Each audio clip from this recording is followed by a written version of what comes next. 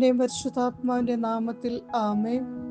ഇന്നത്തെ ഒന്നാം വായനയിൽ ദൈവം നമ്മോട് ഉണർത്തുന്നത്, കർത്താവ് പക്ഷപാതമില്ലാതെ ന്യായാധിപനാണ്. അനാഥകളെയും വിധവകളെയും വേദനിപ്പിക്കാതിരിക്കാം, അവരെ സഹായിക്കാം. കർത്താവിന് പ്രീതികരമായ ശുശ്രൂഷ ചെയ്യുന്നവരാകാം. അവരുടെ പ്രാർത്ഥന ദൈവസന്നിധിയിലെത്തും. നാം വിനീതരാകാം, അപ്പോൾ നമ്മുടെ പ്രാർത്ഥന അതിവേഗം ദൈവം ശ്രവിക്കും. ഇന്നത്തെ രണ്ടാം വായനയിൽ വിശുദ്ധ പൗലോസ് തന്റെ ദൗത്യ നിർവഹണം പൂർത്തിയായതിന്റെ സന്തോഷം പങ്കുവയ്ക്കുന്നു. ദൈവത്തിനു വേണ്ടി നമുക്ക് ജീവിക്കാം, വചനം വായിക്കാം, ധ്യാനിക്കാം, ജീവിതത്തിൽ പ്രാവർത്തികമാക്കാം. വചനം മറ്റുള്ളവർക്ക് പകർന്നു കൊടുക്കുകയും ചെയ്യാം. അങ്ങനെ പൗലോസിനെ പോലെ നീതിയുടെ കിരീടം സ്വന്തമാക്കാൻ ശ്രമിക്കാം. സ്വർഗത്തിനു വേണ്ടി നിറയെ ആത്മാക്കളെ നേടാം.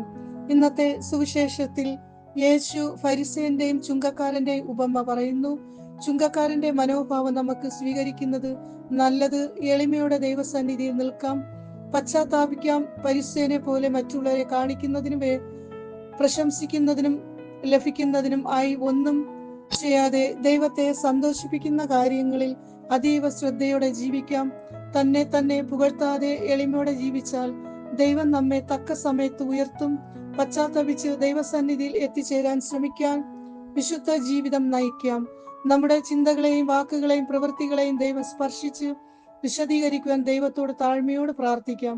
അതിനായുള്ള കൃപാവരങ്ങൾ പിതാവായ ദൈവം നമ്മൾക്ക് ഓരോരുത്തർക്കും നൽകട്ടെ എന്ന് പ്രാർത്ഥിക്കുന്നു.